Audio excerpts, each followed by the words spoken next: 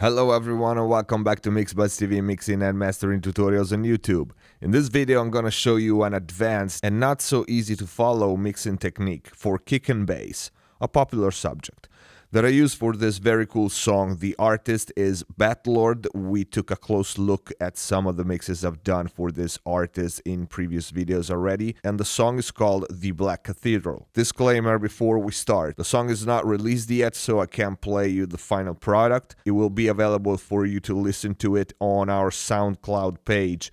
We upload the final products, all my mixes there, as soon as they are released. So make sure you keep an eye on it. Also very important here, I don't have the hardware that I used to mix this song with me, so the final mix will sound different. And among other pieces of hardware, I had my Drummer 1973 on the 2-bus, and it was a big part of the overall sound, especially the low end. So I apologize for that, but this won't stop me from showing you this technique, and hopefully for this technique to be useful for you. Just keep in mind when you listen to the track that we are missing that compressor and that every decision I made while mixing was affected by that compressor being on the whole mix. With that out of the way, let's get to it. This song had some unique and cool sounds, and the artist had a precise idea of how he wanted the low end to sound. Real acoustic drum, very wide and spacious mix with a big fat bass and also an hip-hop-ish like 808 sound added to the real kick. Not the easiest mix. Big bass, big kick, fat 808. You gotta be careful with these elements playing together, and conventional static mix wasn't going to work. So despite my multiband compressor on the 2-bus taking care of a big part of the low end, I had to do some pretty creative routing and sidechain compression and expansion to make these three elements work together. Let's take a look. So let me play you the song first, as I said.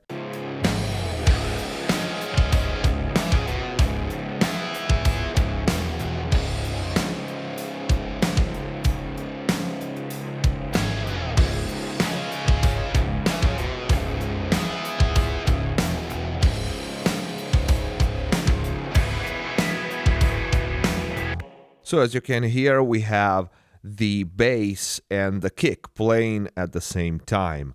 And let's take a look at the tracks first, what the elements are, and then the routing, because the routing is an important part for this mixing technique. So track-wise, we have the original kick, which is this one.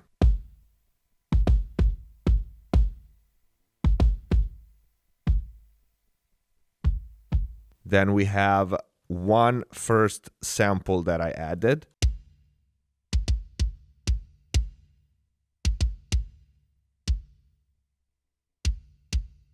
Then the second sample.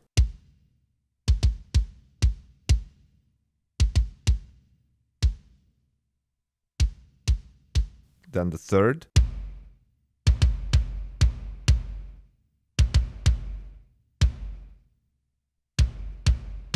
Now, these four kicks go to the kick sum bus, which is this.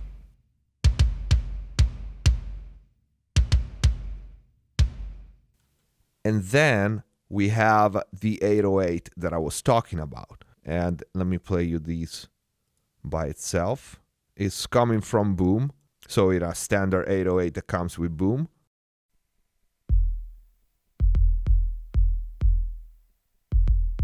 To which I added a little bit of saturation. And my SSL, just because I use it on every channel, as you know. And then we have the bass. Bass is this first track here.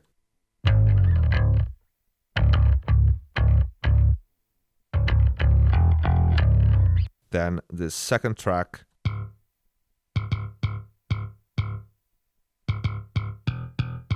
The first one is a real one, the second is a VST. Then these two basses goes to this aux track that I call bass X. This is just a mult. I added a distortion to both of them. They go pre-fader to this bass X track, and it sounds like this.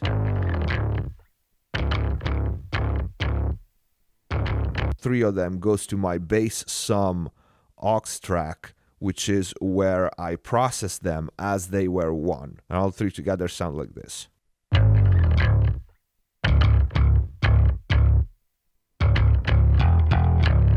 As we notice, the bass has the same pattern as the kick. So let's play them together.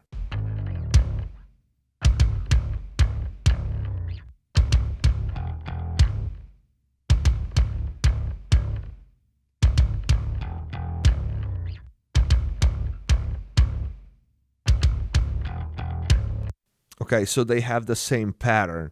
And this can be difficult because we have basically 3 bass tracks and 5 kicks, and they are all pretty big and fat. It wasn't easy to make them stay. So let's take a look at the routing, because like I said, is important. I have for this mix the following output groups, or stem as you want to call it. I have drums, main guitars, second guitars, lead vocals, bass out music, choir, background vocals, vocals effects, and effects out. So my bass tracks are summed into this bass sum aux tracks that then goes to the bass out. And the kicks, all the green tracks are drums and they go to the drum bus. But these 4 kicks here, from here to here, they go to the kick sum aux track that then goes to the drum bus. But the 808 goes straight to the drum bus. And here's the difference. I split the kicks and I sent 4 of them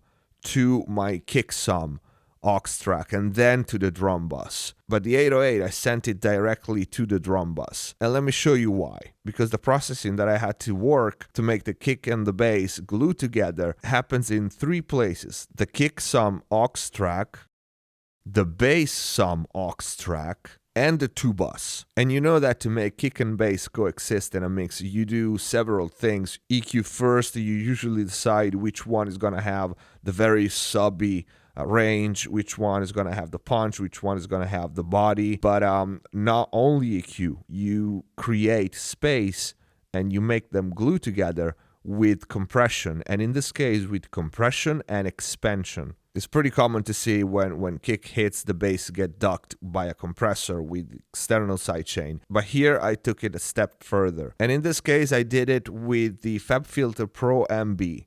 Now, the 4 kicks, excluding the 808, go to the kick sum aux track.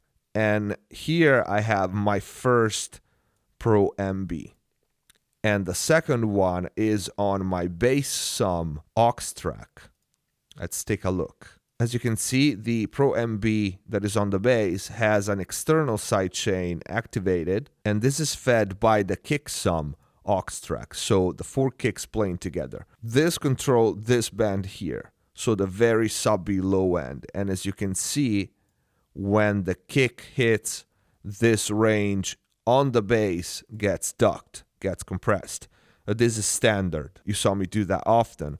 The difference here is this one, is this Pro MB here, which is on the kick drum. And when nothing is playing, the same range that I'm ducking on the bass is reduced. And is reduced about 10 dB. But when the kick hits, this range opens. So what I wanted to do is to control the length on my kick, how long it was going to stay open. How you set the release here is very important because that will be how you control the length of your kick. Now let's take a listen and a look. You will see this range pops up when the kick hits. This range on the bass gets compressed when the kick hits.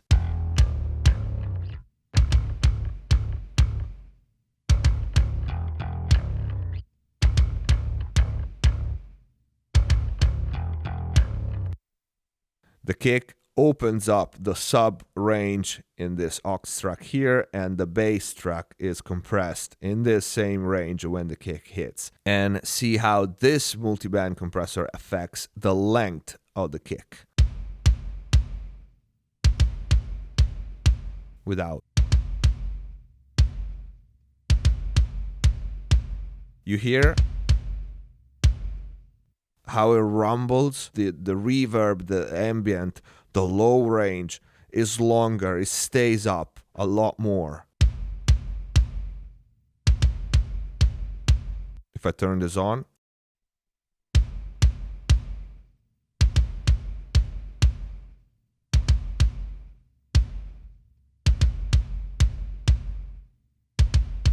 and this is because the bass plays the same pattern. So pretty much what I wanted was the power of the initial transient of the kick with all this low frequency, but I wanted the bass to give the sustain of that hit.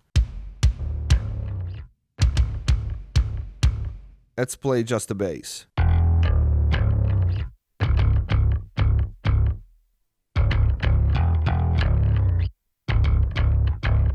Without. You won't notice much of a difference here on the bass with this on, because I'm not even reducing that much. I'm reducing 2.3 dB top. So it's just to actually create headroom for the kick and the snare to coexist together without having to cut with an EQ in this range, because I wanted a big bottom end. I didn't want to cut with an EQ or with a static EQ. So I wanted all the power that I could get out of these two elements. So you see there's this really dynamic movement between kick and bass, this very fine balance between them. And let me remind you that we miss the 2-bus compressor, which is a multiband compressor, my drummer 1973, which was also compressing the whole thing, was compressing the whole song. So these two together as well. And this takes us to the next and last detail, which is the 808. Now, as we said before, these 4 kicks here, the 3 samples and the original kick, were sent to the kick sum aux track, but not the 808. The 808 is sent directly to the drum bus. Let's solo it again. And it's very low in level, but it makes a difference.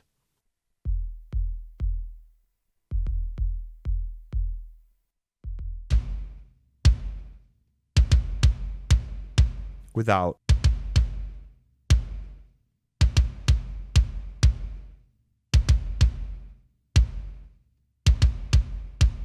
It adds power, it adds weight. You don't necessarily recognize it, but it adds a lot of weight to the song. And again, the difference here is that I sent this 808 directly to the drum bus. What does it mean? It means that it's not compressed by this Pro MB here on the sum of the other kicks, and its length is not affected by the expansion on the Pro MB like the other 4 kicks. It is not playing the push and pull game as the bass and the other kicks, so the 808 is not involved in this push and pull here. But it does go to the drum bus, and on the drum bus, just to take an overall view at the bottom end, we have the free plugin Bark a Dog, which is pretty much a resonant, a low-cut filter. In this case, it's set at 50-ish. Let's hear it without.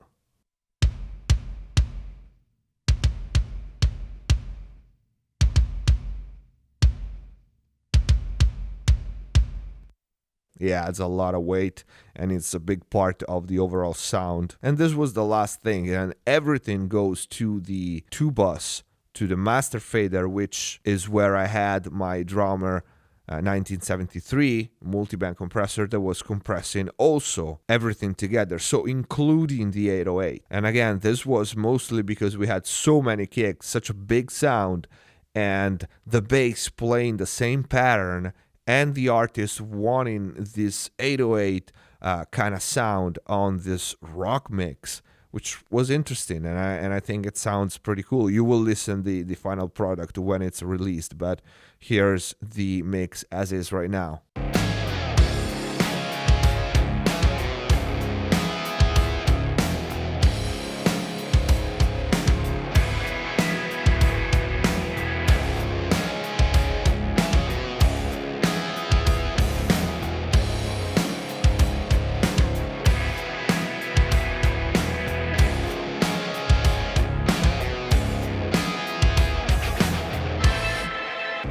So the two together work really well this way, but it wasn't easy. This is it for this video. I hope it was useful. If you have any question, write it in the comment down below. If you like this video, please don't forget to click the like button, it's very important. Join us on Facebook and Twitter, we actually have a plugin giveaway going on right now. And please keep supporting MixBuzz TV by sharing the videos, linking the channel on social media, forums, blogs. Subscribe if you haven't already, and see you next time.